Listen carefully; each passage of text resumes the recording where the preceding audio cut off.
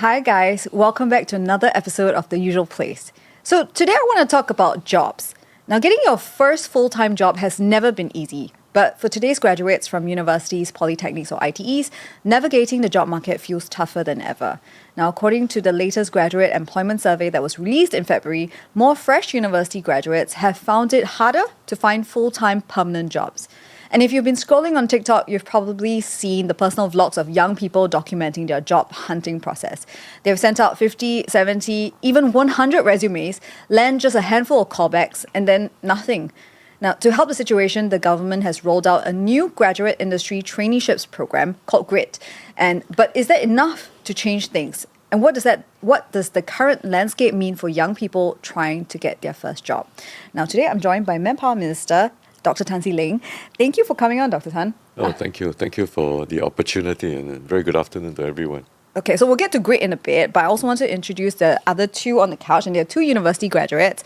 First, I have Syakir. So, Syakir, you graduated from Nanyang Technological University just a couple of months ago, right? Correct. And you have a Bachelor's of Social Science in Public Policy and Global Affairs. Yeah. And you're just about to start your job search. That's right. Yeah. All right. Thank you for being here. Happy to be here. And next to you on the couch, I have Dave Peter, who has a degree in business administration from NTU, and you are a full-time TikTok live streamer. And you spent about 9 months searching for a job before you decided to become a full-time live streamer, correct? Yes, that is correct. Okay, so your story is that you sent out 150 resumes and you received just one job offer from that in that 9 months. Right. Okay, so we'll talk about how that all came together for you. But first, I want to go to, actually, before we get to you, Dr. Tan, I should tell everyone who's watching in, if you have any questions or hot takes for the guests today as we chat, drop them in the comments and I'll keep an eye out for them. And if I get Dr. Tan to answer some of the questions as well as Syakir and Dave as well. So, Dr. Tan, let's talk about the GRIT program, which was launched a couple of days ago. There has been some feedback that this GRIT program must be more than a stopgap measure. So I'm not sure if you saw the forum letter in the Straits Times, I think on Tuesday. I know it's written by Mr. Liu Fok Tim. Oh, do you know him? No, I don't. Okay, but then you've seen the letter. I read all the forum letters, but particularly if it pertains to manpower and if it covers energy science and technology. Okay, so just to sum it up, what he said, he pointed out that today's challenge for young graduates is more complex than before. And he said that the program should move beyond white-collar traineeships and guide graduates towards sectors such as blue-collar jobs or essential services, right? What do you say to the letter writer? Well, I want to thank Mr. Liu for writing it. In fact, we are preparing a response, and I hope to get it published hopefully by tomorrow. But one of the key things that we should really be mindful about is that we are entering into this period of uncertainty. There are a lot of geopolitical tariff wars going on. A lot of disruptions as a result of AI, and generally it is palpable, and it's also understandable why particularly young graduates and parents of young graduates feel that anxiety and their apprehension. So if you look at the schemes that we've put up, we should not just be focused on the traineeship program alone, which is GRIT.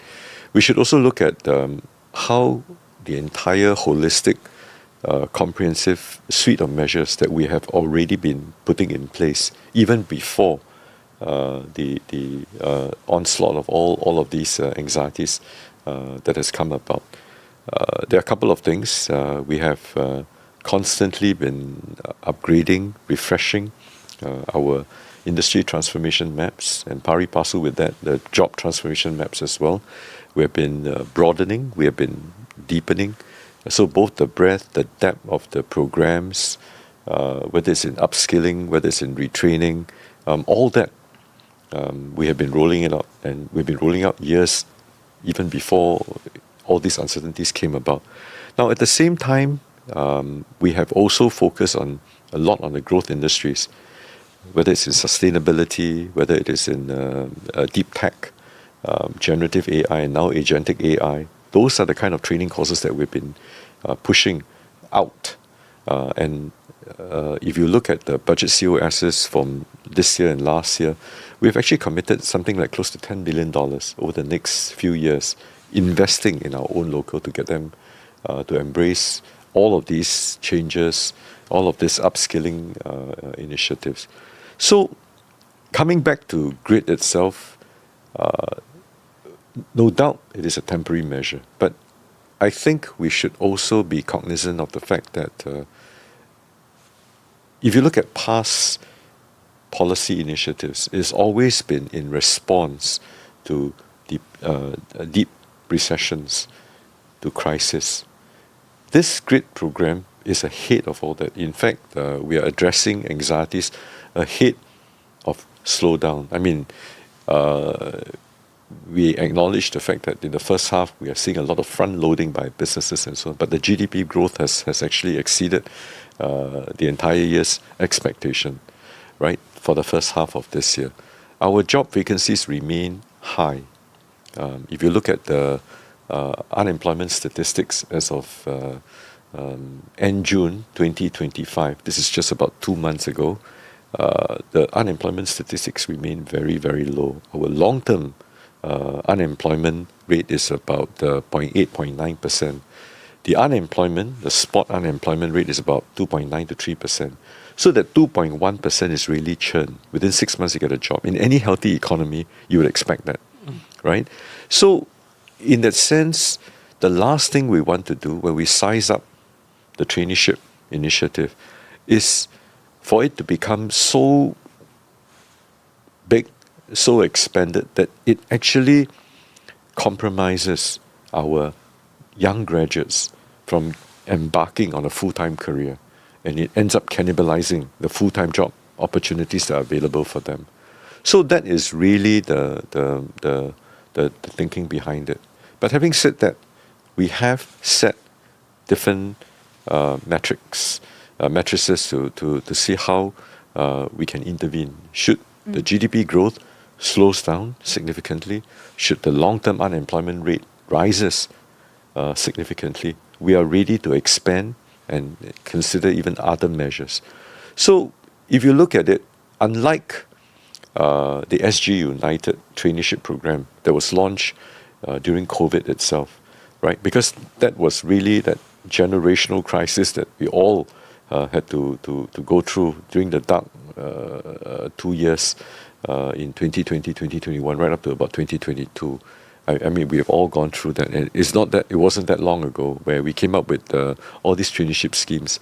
Whatever trainees that went through that SG United traineeship initiative, 9 out of 10 actually found jobs within 6 months after exiting the traineeship itself. So we have schemes, we have drawer plans, right? But at this particular point in time, it is a judgment call as to when we activate them. So I want to ask about, so you mentioned that the traineeship is one way that the government has, invested in the fresh grads, future of fresh grads and their job prospects, right? Yeah. Will we be seeing more things coming down the line, or is this just, is the government going to wait and see what happens with this traineeship programs? Because for viewers, this application opens in October. Are you going to see how many people apply and then decide what to do next, or what is future plans for the government? Our singular purpose is investments in our local talent, in all of you. And the important thing is you should not see GRIT in isolation. You should see it as part of a slew of other measures that we have in place. We have significantly bumped up the career guidance program in our IHLs, our institutes of higher learning. We've expanded the policy initiatives and also the extent of the career guidance is given to them while they are in flight in all of these IHLs. We have also, through WSG, expanded access through career guidance, career counseling, through our Polaris program, which actually leverages on guidance, counselors, advisors from the industry. These are industry experts who would give very valuable insights to our young graduates to be able to know what they're in for, the type of trajectories, what type of adjacencies, and also at the same time enable them to build networks. Because today, in this fast-changing world, in all of these uncertain times, actually, at the core of it is also about building networks. And the third thing is that through NTUC's E2I, we've also expanded access, the type of coverage for young graduates to be able to access them. And the last bit is that we are also now, broadly funding quite a number of our HR managers, because HR is really the core, the critical core of any business talent pipeline needs. So we are also expanding and deepening the training, the needs, the subsidies for many of these HR managers to be able to get that kind of training and certification to help the businesses pivot and transform. So together with GRIT, together with Careers at Gov, together with all those 4 initiatives that I talked about, and on top of that, we are also expanding our Career Health at SG initiative. And I can talk more about it later on. But suffice to say, it is not just one initiative, right? GRIT alone. It's GRIT, Careers at Gov. It is also expansion of WSG, NTUC's E2I, it's expansion of Polaris, it's helping all of our HR managers across the entire country. It is also about deepening and widening the access of IHL's undergraduates while they are in flight. So I hear you. There's all these programs available. There's vacancies available. Syakir and Dave, Syakir, you're going to start looking for a job soon. Yeah, And Dave, that's you've right. been on this job front. So I'm wondering, where's the disconnect coming from? Like, where's the anxiety coming from? I want to open it up to you, both of you as well, and Dr. Tan, like from your perspective, from the ministry's perspective, what's the disconnect happening? Yeah. Maybe Dr. Tan, you want to go first, and then the two of them can respond. Sure. Well, we have statistics from both sides. But first and foremost, I think the most important thing is that I want to perhaps leverage on you, Nat, to reach out to all of our young undergraduates, young fresh graduates, to even graduates who are working, those who are in their 30s, 40s. We understand that the anxiety, the apprehensions are very real and they're palpable. And we will do everything possible, get feedback from you, get comments, and also suggestions as to how can we address right down to the nth level of precision in our outreach. Now, today, what we're facing, and because of the fact that I cover another portfolio within the Ministry of Trade and Industry itself, I'm also aware of the fact that there are many, many jobs in different sectors that are available. Many of these jobs may not necessarily fulfill the expectations, the aspirations of different groups of workers. Hence, my hope is that on both sides, that means from the employer's perspective, that they maintain an open mind, right? Rather than reaching out to very well trained graduates, non-graduates, PMEs, the professional managers and engineers to technicians and so on, rather than having a plug and play kind of mentality, is to have a broader and a more open mind to getting qualified people with adjacent skill sets, as long as the attitude and the aptitude is there to bring them on board, because this is going to be crucial in terms of the pipeline development for the future talent, for their companies to be ready to take on the economy and the needs of the economy. Now, likewise for our fresh graduates, for our young graduates, for even the undergraduates, to also have an open mind, to think about looking at adjacencies, to think about the possibilities, and also to be grounded in terms of their expectations as to what the ideal career and so on should be. A lot of times when we, at a certain era in our life, a certain phase in our life, we think that the most immediate 3 steps, the most immediate 5 steps is the most important thing. But sometimes there are a lot of other adjacencies that could be waiting for us, that could perhaps give us, a brand new beginning, a brand new trajectory, a much longer trajectory. I can tell you, I mean, sharing from my own personal experience, I started my life as a medical professional. And today, I don't even do anything that's close to medical. Perhaps other than the meet the people session, which resembles closest to running a clinic itself, right? I don't do anything that's medical. But I guess in the sense itself, in terms of career development, in terms of your expectations and so on, as long as you have that open mindset, that nimbleness, the agility, and that flexibility to all these adjacent openings, you never really know to what extent you're able to maximize and optimize your potential. So, Dave, you've been on this job hunt, and were you always going for a particular type of role, or tell me about your job search over 9 months? Okay, so for me personally, most of the time I apply on LinkedIn, and over this course of time, the process was very draining as well as demoralizing, because I have to go through like 3, 4, 5 rounds of interview, and that seems to me like it's the norm now, for very good reasons, because I have to always say that because of my last internship, I was in a very, very good tech company. I interned there, and therefore my expectation definitely increases a lot.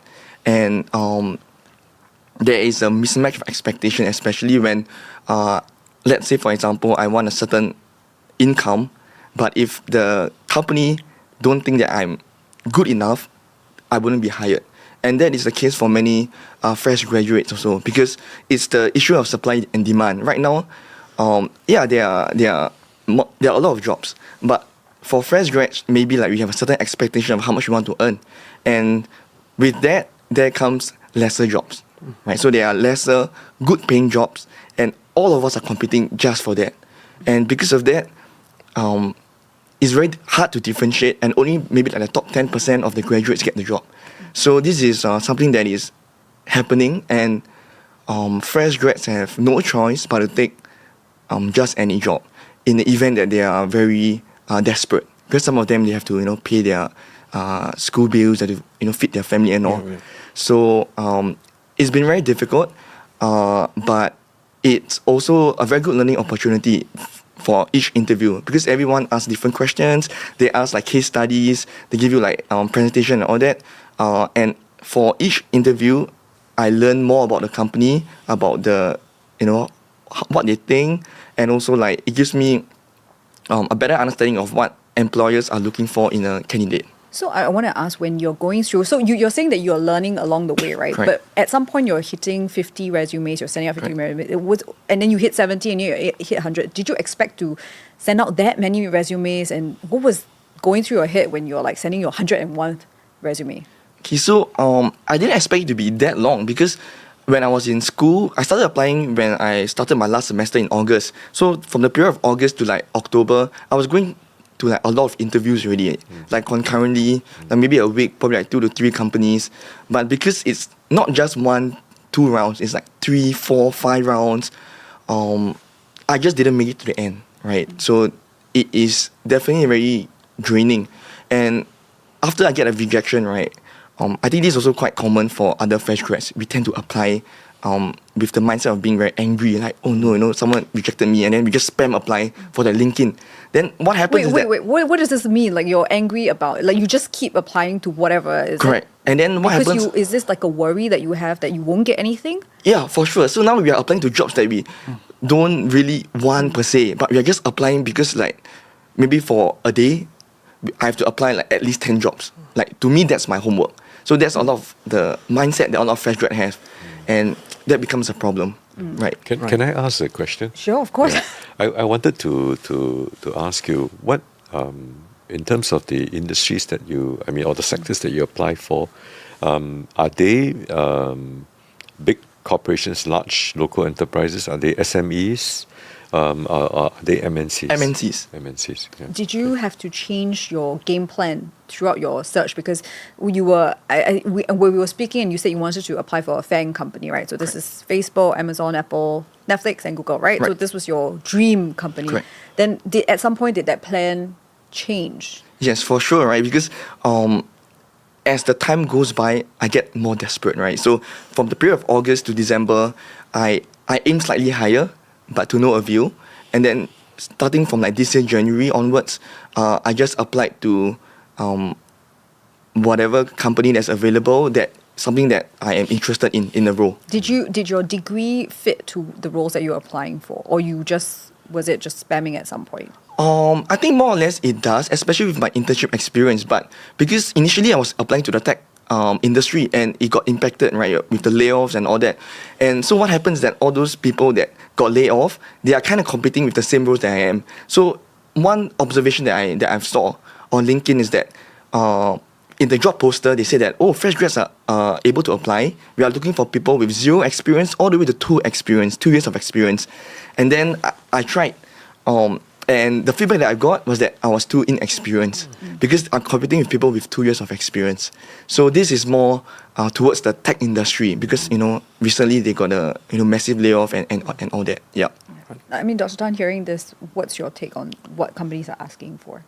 I think there's a lot of restructuring going on in the tech industry.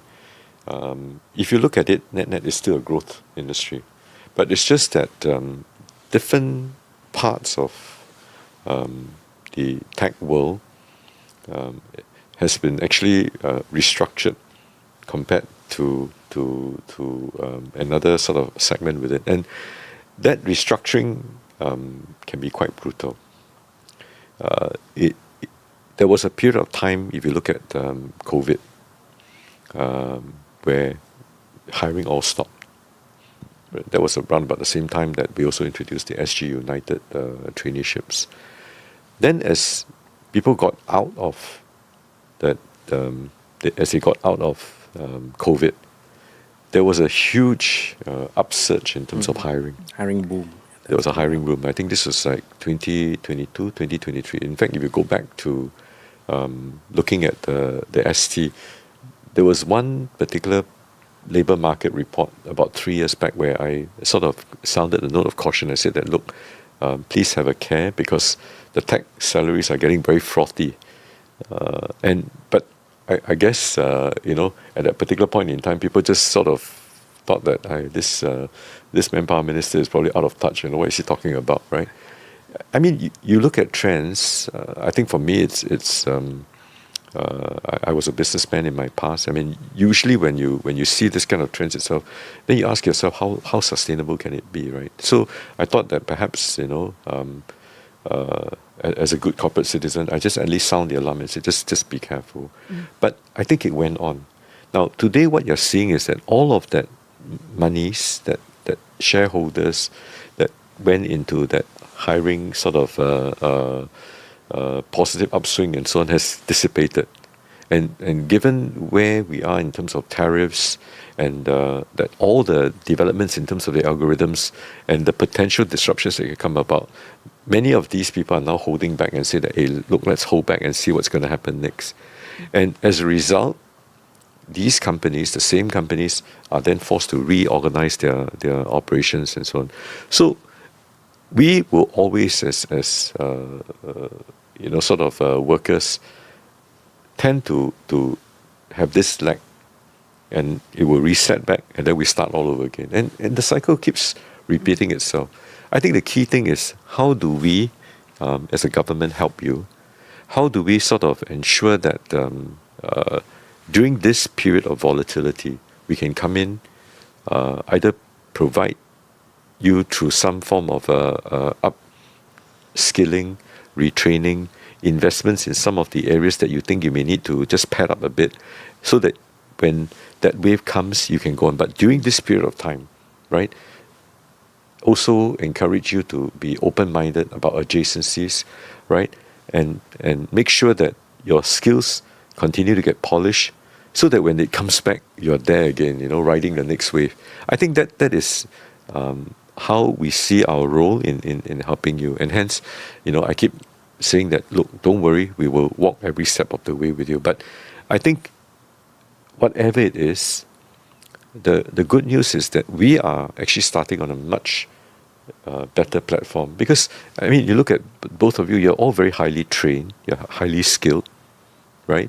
You have what it takes, and you know what are the necessary steps you need to take to be able to ride the next wave. When it comes back, you will be there. But it's this period of time, how do we support you to get through?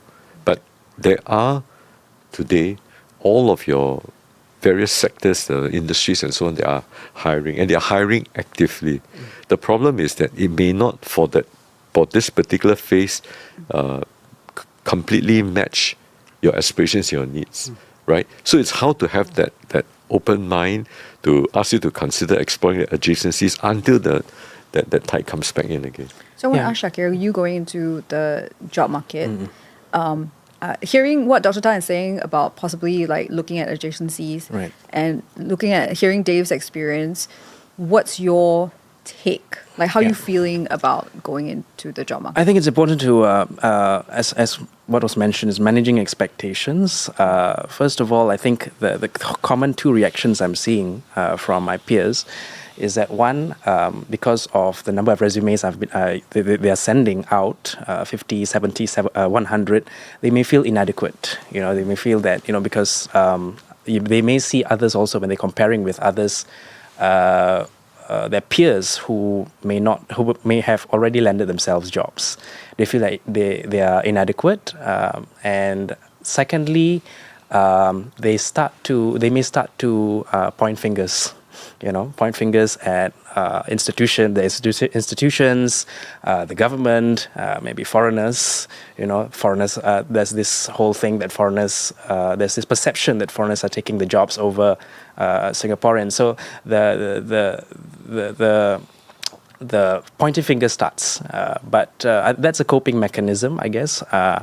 But I would really caution or advise against taking too much of the blame. It's just the economy may not be doing so well right now, and it's maybe we're just unlucky that you're going into a job search in this climate, economic climate.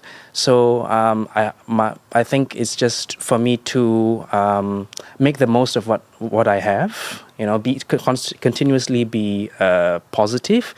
And if there are any opportunities to pivot or look for adjacencies, ride that wave. Yeah.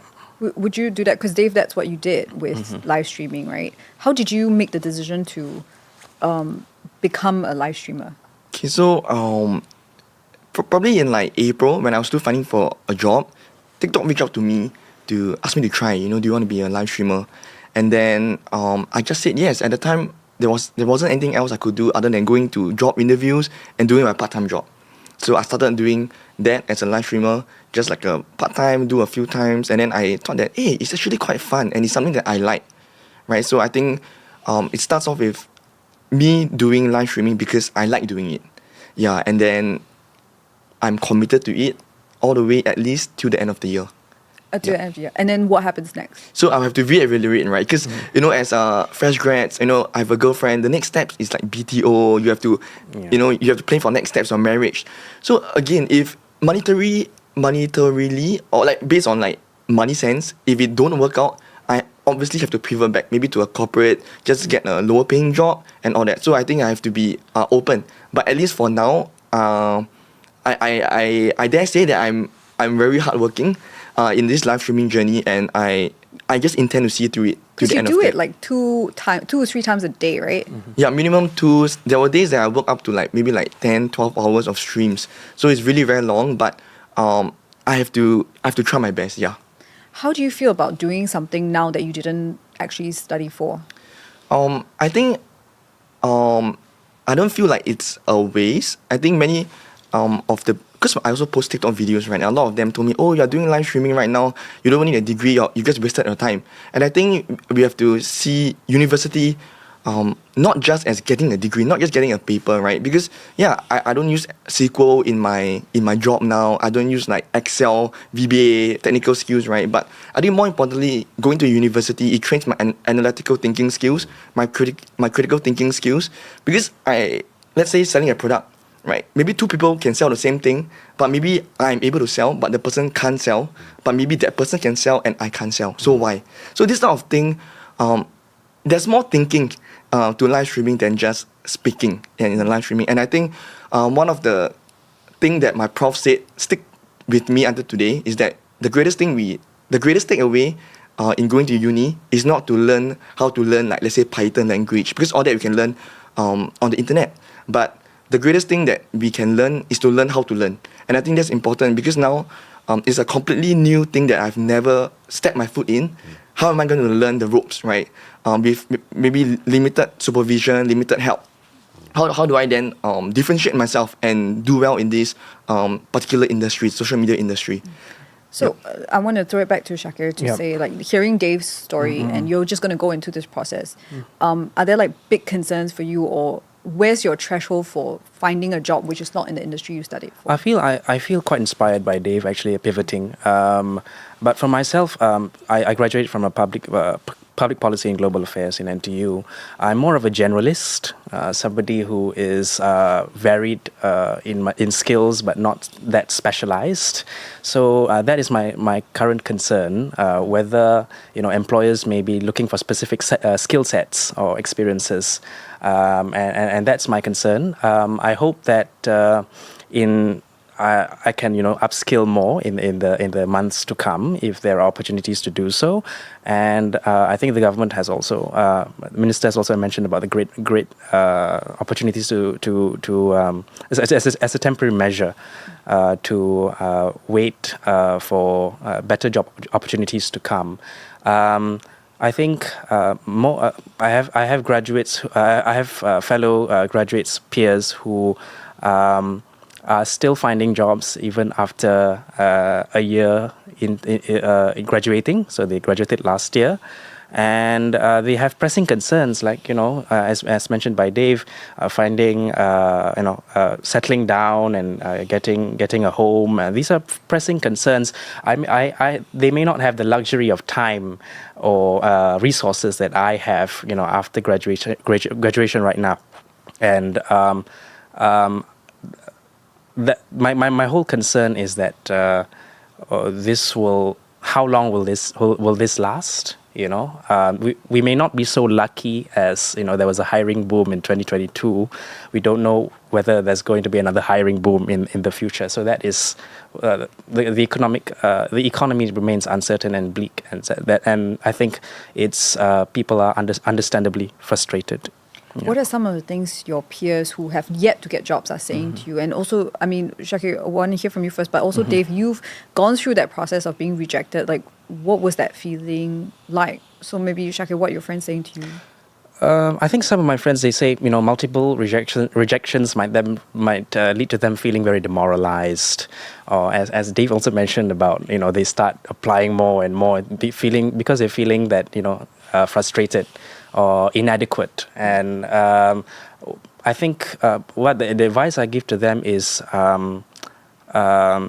it's valid, but you shouldn't take it upon yourself. You blame yourself for the current economic situation that you can't find a job.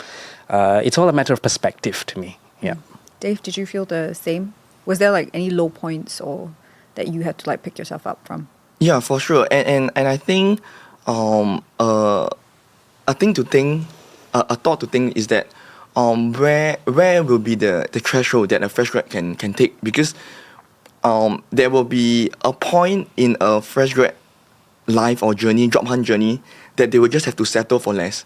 And as the saying goes, right, beggars can't be choosers. Now in this industry, in this market is a employment market, if that's the correct term. It's like, if you don't want a job, another fresh grad will get the job.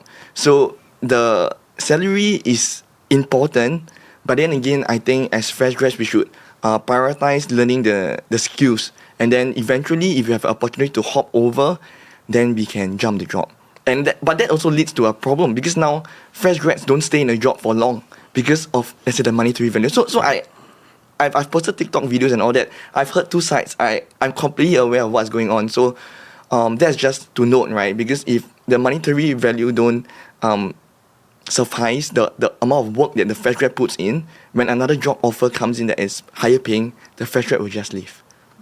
Well, I want to ask Dr. Tan, like hearing all that, there's a lot of, concerns reflected.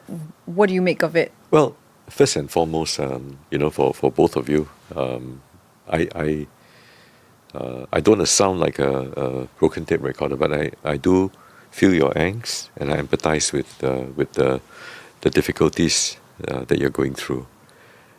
I want to perhaps provide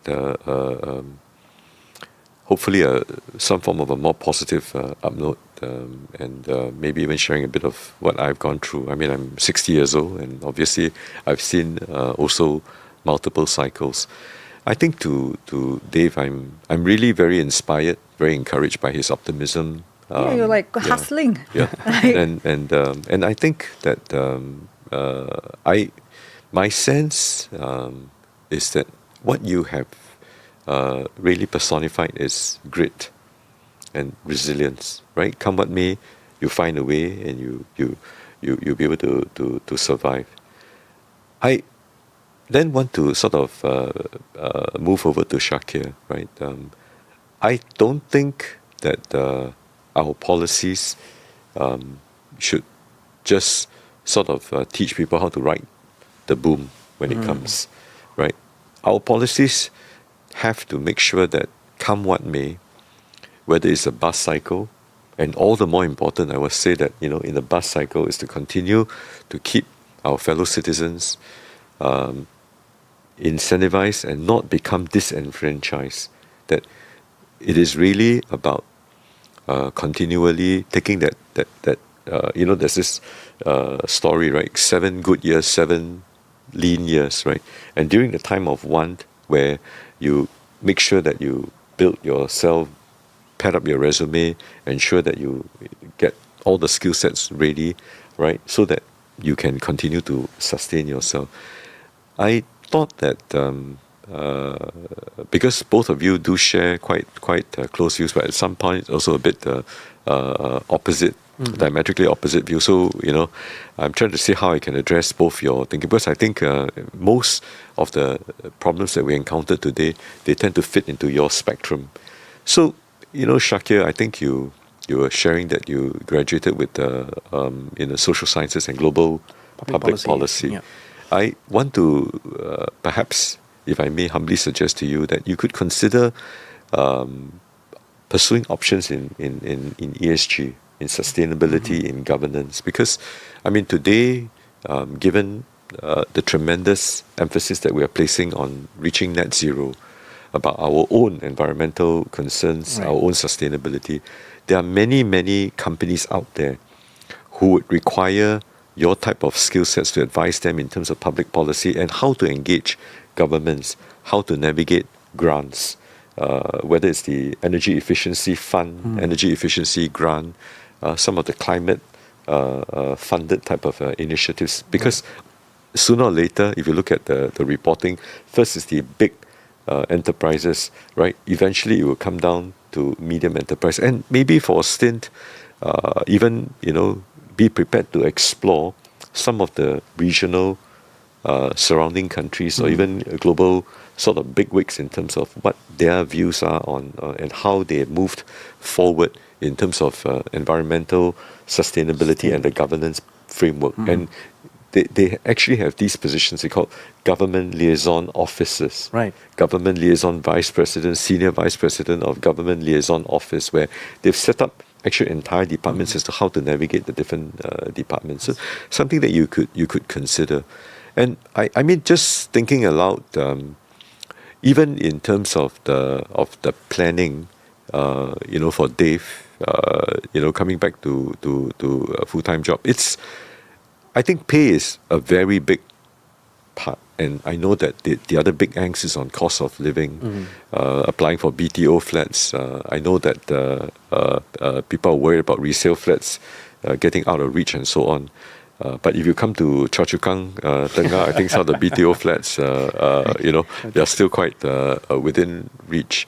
I think the important thing I hope that you can also think about is that the jobs that sometimes are in the shortage sectors, they may not fulfill your aspirations or your expectations, but because of the fact that they find it very hard to place, typically they can pay a higher salary, right? It is always those that are very attractive that everybody is going there, and it's also market and supply demand, right? It would then gets suppressed accordingly. So sometimes I've actually come across companies who keep coming back to me and say that, hey, your labor market is very, very tight. And indeed, our labor market is still very tight, right? And they find it very hard to fulfill new orders and so on, because our locals don't want to go into that kind of industry itself. And the pay is actually better than some of the starting pay of your contemporaries and so on. But invariably, we'll find that it's always, how do I match the expectation of the job seeker versus the type of jobs and the pay that is available. And I think if you think about it, of course, the ideal utopia is that utopia is really ideal. So maybe it's a bit of an oxymoronic statement, but utopia is everyone can find the job at his need and at his wants and at his expectation, and can fulfill all his aspirations. And likewise for the employer, they can also find the worker that can fulfill all the aspirations.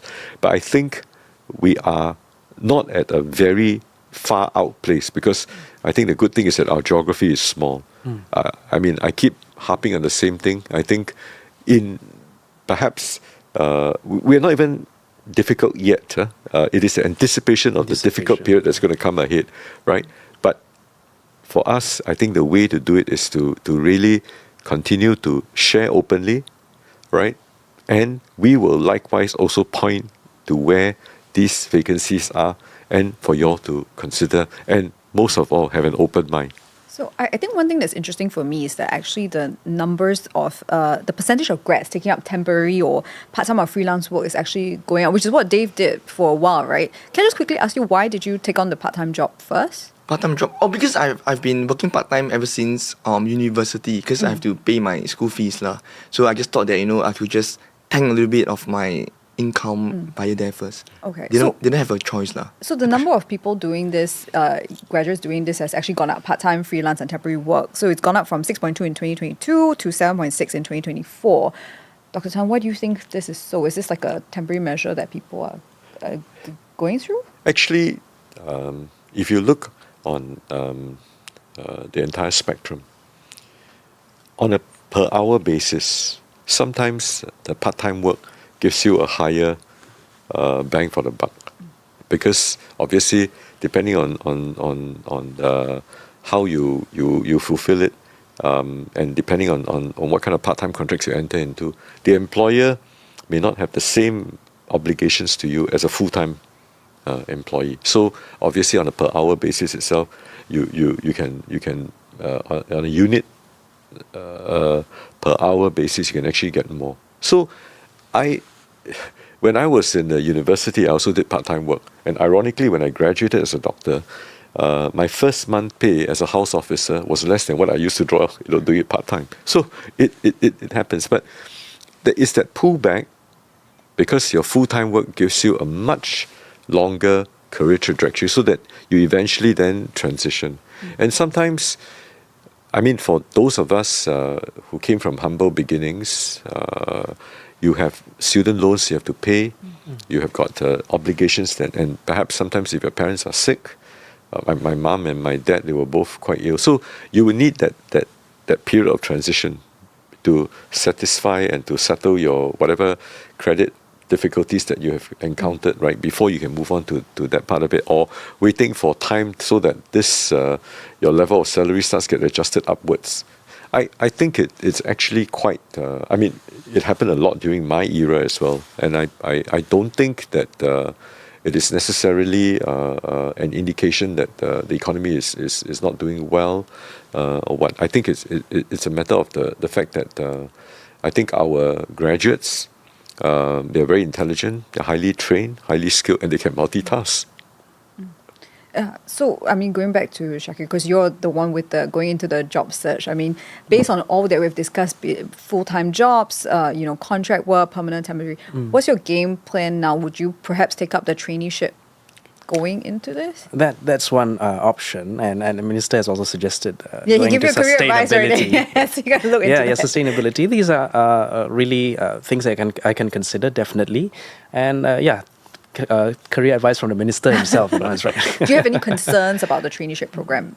Well, there was one concern about the basically how when the traineeships end, potential employers will they be actually only offering salary of just a lower percentage as compared to other full-time jobs, basically because the traineeships, the Offer allowance, lower pay, right? the allowance offer lower, so only offering just a little bit more. Yeah, that's my primary concern. Yeah. Have you heard this feedback from? Well, that's why we've sized it very tight, right? I think it's 1,800 to 2,400. That is that range that we're covering 70% of that, and it's for 6 months, 3 to 6 months. And we have also ensured that the first few large companies, these are in the growth area, so OCBC, we got C, with its subsidiaries, I think Moni, Shopee, I think Garena, they are involved with the GRIT traineeship. Then there is ST Engineering, which is in tech, and I think Micron as well, which is in the wafer fab. Now, we have many other companies approaching us. We are quite careful in terms of how we want to size this, and companies have to give us an undertaking that they are not undergoing any retrenchments. The last thing we want is, for a full-time employee to be replaced by this so-called, relatively cheaper type of labor, which is not the intent of this initiative. What we want to also see is that this 800, of which not all of them are from the private sector, we've got a substantive number which is actually under the public sector, right? So GRIT is a combination of public and also private sector. Of course, majority private, but quite a substantive minority from the government. And so we ensure that this is continually tightly managed, right? And we hope that we will see the same impact as the SUT traineeship that was launched during COVID, where after 6 months, the majority of the GRIT trainees will then be able to land on full-time jobs. And the reason why we tightened the scope and we also gave less compared to SUT is because precisely for the reason that you talked about, we don't want it to cannibalize those full-time job opportunities that will be available. Then it becomes a cheap sourcing for these companies. Yeah. So we're quite careful about that.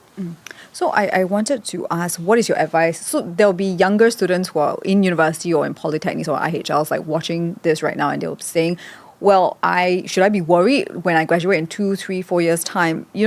Do you have any advice for people, for students who are watching it and saying, oh, is this going to happen to me? Am I going to be in a tight job market in 2, 3 years? Very hard to predict, but there's the anxiety there. I think if I may jump in first, I think first thing, all of your institutions that you're all currently undergoing your training, they are all very highly branded, very high brand equity, and they are quite up there in terms of the training, the accreditation, and also the credentials. Now, because everyone graduating, your whole cohort, most of you would have done well. I mean, today, I was just sharing this in passing with both gentlemen. The resumes are all very impressive, right? And as you send a resume through LinkedIn, through JobStreet, through all the various portals and so on, you find that every one of them, there's a standard one-page format and so on. In fact, some even said that many of it, they actually use generative AI to embellish it and so on, right? So when it all comes out, it's very difficult for the HR or even the bosses of any company to be able to look at your resume and then determine whether you're the right hire. So what will stand out is the level of insights you have in that particular job that you're looking for. And the only way in which you can have those kind of insights, those kind of in-depth understanding, is either you have a very good career advisor who is, that industry expert, through a WSG Polaris, or you have actually, done an internship, right, in that field, in that space, and you have actually also developed the networks. Then people know who you are. So it's about putting yourself in front to set yourself apart from everyone else who's sending that same and very, very nice resume, very well articulated. But what sets you apart is that level of exposure that you have there. So it is important today. And the other thing, of course, is also the fact that if you are able to show that you, during the interview, that you have taken the initiative to research, to understand what are the pain points that particular sector is facing, or better still, how does it apply to that company, and how much of value add you can come in, then I think you would have won at least half the battle. So I want to end off with Dave and Syakir. And Syakir, I want to ask you first. Now, going into this job search, what is your game plan? Having heard what Minister has said and Dave's experience, what are you thinking about going into this job search? I'm thinking about getting career advice. From the universities still offer career coaches services, so that fresh grads can get career advice from them to better understand how to craft resumes, as well as basically how to go into interviews. Also, keeping an open mind is important. I also find value in going for volunteering. These are to build those values of empathy, and understanding the needs and concerns of citizens. For myself, public policy, I've done directly helped with painting the homes of people in rental flats and all that.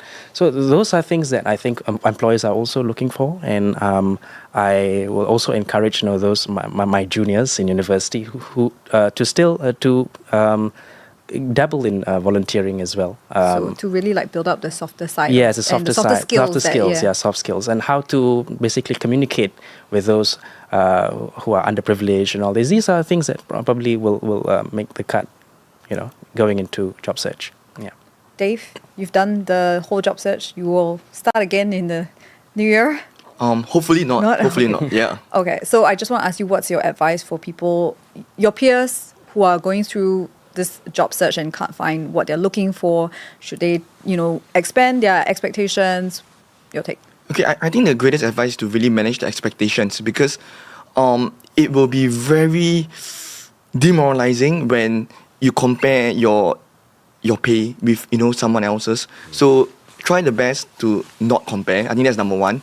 And then more importantly, also to be prepared for interviews that are going to be very long process, right? You have an online assessment, you got higher view after that, before you even see a human HR for the first round. So it's going to be very long. It's like a marathon.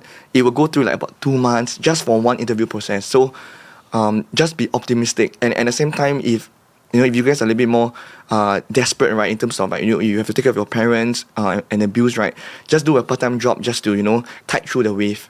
Yeah, I think ultimately is to really find the little opportunities in the current market. And it's okay to it's okay to be inadequate. It's okay to not be the cream of the crop, right? Because not everyone can be like that. But more importantly is to find your strength, and after that, work your way up. Yeah, because for example, right, if I want to earn 10K, right, maybe someone can just earn it in 2 years. But maybe if you have to earn it in maybe 5-6 years, it's still okay, right? It's everyone's on their own journey. So just don't compare. That's my best advice. Yeah. Dave, I have to ask you how you're so optimistic. Comparison is a thief of joy. Yeah. All right. That's a very, very good point. Yeah, because listening to Dave, I'm like, okay, yeah, you've been through a lot, but you're still super optimistic about, you looking at opportunities. Right, because at the end of the day, if you think about it, you can be very, very sad and let it affect you. But then at the end of the day, it still doesn't translate you to getting a job or making your situation better. So I think being optimistic, we do what we can. I think that's most important. And also like in university, right, there are group projects where people don't do their work and then that's it, right? Then you have to just, bite the bullet and then just do the best, make the best out of it. Yeah. All right. Thank you all for the conversation. Thank Dave, you. Shakir, Dr. you. Tan. I Thank you. wish you all the best. Thank you. Thank you all for being here. And that's it from The Usual Place today. If you're watching us on YouTube, don't forget to like, subscribe, and hit the notification bell so that you won't miss the next episode. And if you have thoughts on what the guys on my couch shared today and Dr. Tan as well, do drop a comment on YouTube or talk to me on Instagram at The Usual Place Podcast. I'll see you next week on Thursday at noon.